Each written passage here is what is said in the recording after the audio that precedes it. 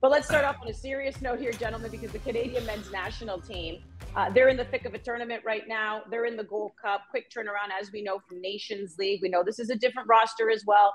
A lot of players getting called up for the first time, making their debut with the national team. But their opening game against Guadeloupe ended in a 2-2 draw. Canadians giving up an own goal in stoppage time. Heartbreaking to walk away with just the draw. So I'll start with you, Wheels. Reaction to how the game went and the results. Well, I'll start with the result. The result can be seen in no other way as disappointing, very disappointing. You know, Canada's emerged as this power in this region. And even with the changes, you just think that, you know, with this team, there's enough in it. 5 players over the age of 30 started this game, some experienced players within this program. Not being able to beat Guadeloupe, it doesn't reflect well, in my personal opinion. That doesn't mean that there weren't bright spots and some really good performances, because there were. It wasn't a complete L that way. But at this stage in the evolution of this new Canada, they like to call it, like, you need to win, especially at home, Andy. Like, this is the most disappointing thing. Crazy things can happen in tournament competition, in the Gold Cup. But, I mean, when you're playing at home against a side that rarely gets together, I understand some of them play at a pretty decent level, but I mean, Canada were the better team on the day. And to concede 2 goals at the way they did and inevitably come out with a draw, especially considering this one in the 93rd minute, it's another problem defending set pieces. I feel really bad for Jason Russell-Rowe. I mean, he was just trying to do what he could, but the foul by Vittoria, not winning that first ball in the box, it's like these mistakes continue to creep in. And I don't know if it's focus. I don't know if it's game plan. I don't know if it's a bit of everything, but results like this simply don't fly when you're Canada here in 2023. Yeah, Ollie, I know in our post-game show as well, Jimmy kind of just brought up, I mean, this is what we do, right? We question a little bit. He wondered if Richie Larea should have come off. He wondered if Hoylett should have come off. There were some changes that were made there. But, you know, on the whole, how did you feel about the way the game was managed? Look, I think those substitutions obviously were probably planned in advance to try and build some of these players up a little bit, particularly Junior Hoylett. You have to keep some consideration for the fact that this is, you know, hopefully for Canada, a 6-game tournament here, and you're planning for that. And players have had some time off where they haven't played a ton of football. And so particularly those older guys, building them back up, you do, I think, have to take a longer term view of it, as much as obviously we would have preferred to see Junior Hoylett stay on the pitch where he was clearly the best player in the game and influencing the game. So I can understand people's disappointment from that point of view. I can also understand why John Herdman made those changes and what the reasons are for them. The performance was not very good. It's a poor result. It was a very messy transitional game that it didn't feel like Canada had much control over it, you know, at any point. I thought Liam Fraser kind of settled things down a little bit before the equaliser, but other than that, the game was far too open, and I don't think Canada will be, you know, thrilled with the performance by any stretch. At the same time, it's not one that I'm losing too much sleep over, to be honest with you. I think part of this tournament should be about experimentation and trying new players and trying players in certain areas. And that is never going to look perfect. There are going to be messy moments, messy games within that. And it's about coming out of this tournament. For me, I think more than winning the tournament, I'm more interested in seeing if they can find some solutions when we start talking about this best full strength 11, hopefully going into some friendlies later this year. So that to me is the focus. It doesn't mean that the performance, you know, is excusable or you know, worthy of praise in any way. It wasn't a good showing from Canada, but it's one that I ultimately don't think is really going to cost them in this tournament. And I'm more focused on, like I said, some of the young players. That's fair to say, Ollie, but one of the reasons why they're playing older players is that they want to try to keep the group as much together through these 2 competitions this summer. Then come the fall, maybe have a chance to experiment and bring in some new blood into the team. Even at the pre-match press conference, Herdman said their inevitable goals to go on and win this tournament. I think that we need to be fair when we judge them in tournaments like this. The Gold Cup should be a big deal. Arguably, to a lot of people, the Gold Cup means more than the Nations League, which just came into play, you know, just a cycle ago here. Like, the Gold Cup means something. Ask any Canadian player that's played in it before. And again, drawing at home, Guadeloupe, they're not an awful team, but Canada, even with, you know, 9 regular players not available, they still should be good enough to go on to win this game. So there's some self-inflicted wounds, some things to clean up. You're right, I'm not losing sleep over it, but this is a continuation of a year-long stretch where the Canadian men's national team hasn't hit those heights that it did during World Cup qualifying. That's why I think it's fair to continue to ask some questions. Jordo. Yeah, disappointing for sure when you look at the result, but also just for me, the glaring issue is just how Canada seems to have started the past 2 games. Obviously the finals against the US, but this match against Guadeloupe as well. Not starting well and taking long to get into games. And I just feel that this is a nation when we're looking at this team play that we're kind of starved. We're hoping to see magic and intensity from the first minute. The fact that sometimes it's taking a whole half to collect yourself and get things going, that's an issue for me maybe going into a tournament, because you need this second game when you're playing Guatemala from the first whistle. You can't be playing perfect football. There's no such thing, but better. Show that you're on the same page, that you're following a game plan. I think this is what I want to see moving forward this Canadian team. Okay, so let's talk a little bit about that, because next up for them will be Guatemala, who in their group had the victory against Cuba. So Guatemala right now with that 1-0 victory, sitting tops of the tables. Jordo, how do you want to see them approach this game? Guns blazing, but I think also too the leaders, specifically in the back line, like Victoria, the Kamal Millers, the Lareyas, like these are the guys that need to be leading the team. Yes, I know that it's going to be a bit of a blend, and I've said before that Herdman has a tall order getting that blend right. How many new players do you put on? Do you start this player in a certain position? It's tricky being a manager, but I think the Victorias, the guys that for me the past match didn't play their best, they need to be the guys leading the charge. They need to be the guys stepping up. They've been here before. This is nothing new for them. So I think it's more on the big dogs, the big leaders, the guys that are returning to really set the precedent of how they want to play. Yes, you can expect a young guy getting his first cap for Canada to be a bit tentative or nervous or maybe forcing passes or whatever it is. You want your leaders to be the guys stepping up and taking charge. And I can't really say from the first half that I saw that, specifically defensively. So I'm looking for that to be the difference going forward in this tournament. Ollie? Yeah, they should win these 2 games. There's no question. They have the quality to do so. And I think it's quite likely that Guadeloupe might be the second best team in this group. So that'll be the expectation. I do find it interesting that, like, I felt through most of World Cup qualifying from the very beginning that people were underestimating Canada in terms of the quality that was now at John Herdman's disposal. I felt from the start that team should have its sights on Qatar and had a real chance of qualifying for the World Cup, when I think some people still had doubts. Now we've come after the World Cup, and I feel like people are overestimating now where Canada are, to be frank with you. Like, the expectations around the Nations League final, that they're going to beat the United States, take the game to a team like the United States with the talent they have on that roster. The expectations now that they could win this Gold Cup, like, I think it's a real long shot for this group, to be honest. When you look at, even weakens the quality of some of the other teams in this tournament. And I don't know, I think we need at this point, I think, coming out of that World Cup, to have a real clear picture of how we're going to build this program over the next few years. And I just think there's a bit of a perception right now that this program is further ahead as a result of qualifying and as a result of that World Cup than we actually are. Where does that perception come from, Ollie? I think it comes from how good qualifying was, and the fact that Canada took it to the United States and took it to Mexico, and I think the context at that time was a bit different. And it comes from the camp internally as well. They built themselves up. There's no question about that. I think there are reasons for that, but look, I do think that outside perception right now is a little bit off where I actually put where this program is. And so it's kind of interesting to talk about it, because we're talking like they should win the Gold Cup, they should win the Nations. I just don't think we're really there yet. Well, they should be beating Guadeloupe at home.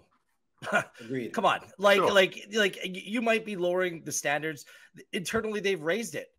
John Herdman came out of the Nations League, said they're back, then they can potentially go on this dream run to win a World Cup. Not win a game, win a World Cup.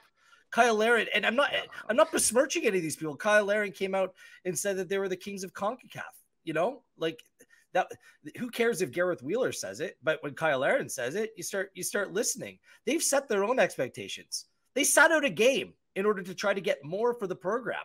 right? Like there's actions that have been taken over the last years where they believe that they've arrived. And I think there's reason to believe that they have, in fairness. They have superstar generational talent now in Canada for the very first time. Very few nations have a group of young players coming through like this Canada team does, like Davies, Buchanan, David. This is generational talent. I love that they have that swagger. I think that should be the expectation. And the next man up, guess what? Every player in that camp, the bar is being risen. And you need to raise your game as well and come in as prepared as possible. And that goes for the coaching staff as well. You know, you need to be able to put this team in the best position to go on and win. And so I don't mind that the standards are being raised. And look, we're reacting here. It's not after the U.S. game. You can lose to the United States. Like, I get it. But Guadeloupe 2-2 at home. That, for me, and just watching the game and seeing some of the really good stories, the Ali Ahmeds of the world, the Moise Bombitos, you see some really positive things. But if you're anyone else in this region, I have people calling me who are Canadian that work in the U.S. now that say 2-2? Guadeloupe? What the heck happened? Like, the perception now, whether it's right or wrong, is that Canada is somewhere well beyond drawing Guadeloupe 2-2 at home. Mm-hmm. But look, Herdman can say we want to win the 2026 World Cup. Are any of us going to be setting our expectations there going into that tournament? I think that people were up in arms saying he should be back so they can go on and try to win the World Cup. A lot of people that's why I say why I think sometimes Herdman says stuff like that is because he wants to plan to try to win a 2026 World Cup, and that means he wants to try and budget to win a 2026 World Cup. And like at some point, like, it's great that the coach has that ambition. It's great that we're trying to raise standards, but we've got to be realistic here as well. Like, just because the players and the coach say it doesn't mean it's the reality. Well, I think that's where we are as a nation too, right, Ollie? And of course, what is a coach ever going to say? I have yet to hear a coach come out and say, we're going to completely stink it up. Crash out. I love it. I like it. I honestly like it. Like, I like it, but what you also have to realize, Ollie, is that there still are a lot of casual fans in this country. So they're not watching the games in and out, the X's and O's. So when a coach says something or players say something, they go, yeah, perhaps we are good enough to do this. And then you're right. There is, whether they like it or not, there is also this bigger fight that's happening where if you believe you've arrived, right? You've arrived because you want, now you got to start winning trophies. But if you also believe you've arrived and you've put your federation in a certain position, to your point, where you've boycotted a game, you cost your federation millions because you believe you deserve that compensation. At some point, you got to also put your money where your mouth is. The proof has to be there. You got to be hoisting a trophy at some point. 100%. And that's kind of the question that I would be asking coming out of this game. I'm not excusing them not beating Guadeloupe. Of course they should. But I think, like, there were some veteran players on that pitch who I think you have to wonder, based on their form since the World Cup, are these guys still, at the level to be kind of starting level players? They've got something to prove, I think, going into these next few games. And Canada's played a lot, but again, I'm with Wheels on the arguably best left back in the world, arguably best striker as well in CONCACAF in David. We know what Kyle Laird could do. Tajon Buchanan's on the up and up. Eustachio's winning trophies as well. Alistair John, these guys are getting it done. There is zero excuse. Now, going back to the Guadeloupe game, yes, Davies, David, Laren, Buchanan, right? Alistair Johnson, not there. I get that, right? So now this is a real good chance. I would have loved for it to have been in September. We can get into that in just a moment about the possibility of not having any friendlies, because we do need to see the depth. We need to see who's in the system for Canada. As I mentioned at the top of the show, you do have a lot of players who are getting called into camp for the first time, getting their starts for Canada, getting their first caps for Canada as well. So let's talk about some of them. Ollie, I'll come to you first, because even Herdman said it in his pregame match. He's like, listen, this is a chance for fans to get to know some of the future for this national team. So who stood out for you amongst those youngins making their Canada debut? Yeah, I thought Ali Ahmed was excellent. Player I think we've all been excited by, playing for the Whitecaps this season. He's really stood out to see him take that onto the international level. Obviously stronger opponents to come, but it was a really good start for him and a good step forwards. I think one thing that you always look out for young players is can they get on the same wavelength as some of the top players in the team quickly, and he did that with Richie Larea. That was Canada, outside of Hoylett, Canada's main threat in the game. I think the combinations between those two, he was able to play at Larea's kind of speed and tempo, which was great. And then I thought Moise Bombito did pretty well in midfield as well. He's raw, and I understand people saying, he should be playing his natural position, putting him at a centre-back. but I think that was clearly very deliberate from Herdman. He needs more athleticism in central midfield. It was a big, big problem against the US in that Nations League final. You can trace a lot of the chances, the goals to, you know, Canada losing out on second balls, not winning their duels in the middle of the park. I think there is a massive, massive need for a more defensive presence in central midfields. And I think he's trying to see if Bombito can maybe adapt his game to be that guy. Now, whether it works out, you know, remains to be seen. But again, I think it's almost a necessity at this tournament to see some level of experimentation that may not always produce the best performance on the day or be the best lineup for Canada on the day, but is done with a view to trying to plug some of the holes of the full strength team when we see everyone together. Jordo? And I think that happened just because Eustachio, obviously the last minute move or change. So you have to put someone in there with legs that could win tackles. Look, Bombito, I thought, had a great game. It's not easy playing in the back and then having to go in the middle because the tempo is just so much different. You have less time on the ball. You should be the guy to turn and switch play. When you're playing in the back, Wheels, we talk about this all the time, but you can see everything. You can make passes. You can read the game. In the middle, you're always spun around. Sometimes someone just spins you around 3 times, and you have to really get yourself oriented and just know where you need to go with the ball. So I thought he did really well. I would love to see Bombito in his natural position. If there's 3 in the back, whether that be on the right, whatever that might be. McGraw, I thought was it's still a big name, big frame, a guy that I know that can win balls. But I think the spot that he would excel in is when Victoria was playing. In the middle, being the spine, because especially in the 3, when you play like that, the 2 that are making passes forward would be the Alistair Johnson or Kamal Millers. They're the ones going forward. When you're in the middle, you are just make sure your line is high. Make sure when someone runs in behind, like we saw for Guadeloupe when they scored, that you can just get to a guy and make sure you defend 1v1. I would love to see him in that position leading up into this tournament. But yeah, Ali Ahmed stole the show. Tremendous respect for him just because of his story and the fact that he hung around and he made sure that he found a place where he could play. And I'll always, I always have massive respect for players that have done that. But then he got to show up and show out at home in front of his family. And that's a great debut. That's a great first cap and first of many for him for sure. Yeah, he's humble and he's hungry. It's a good combination. I echo Ollie's sentiment about the midfield. It's a soft spot of this team. Bombito might be able to be part of the solution. I like to see Victor Lattori play there on the weekend, to be honest with you. He can run for days, that guy, and cover so much ground. It's going to be hot in Houston on the weekend. And I think he can make a real impression for this Canadian team. I've watched a lot of tape on Laturi, and I think that he could be kind of the next player to emerge. But I'll give a shout out to a couple of the experienced players as well. Richie Laryea was excellent again. Like, this guy is just an absolute boss out there and represents everything that's good with this Canadian team. That's why I think now, June 30th, his final day with Toronto FC, we'll see what his future has in store. I think that this next move is crucial in terms of where Richie takes this, both for club and country over the next few years, whether he stays in Toronto, whether he goes elsewhere. It's something to watch. Same thing for Junior Hoylett. Hoylett has a role to play on this team. Like, when he's fit and healthy, he can do things that other players can't. And I thought that over the first, 15, 20 minutes of the second half, he was on another level to everyone else on the field. I think that he could be a real contributor in this tournament as well.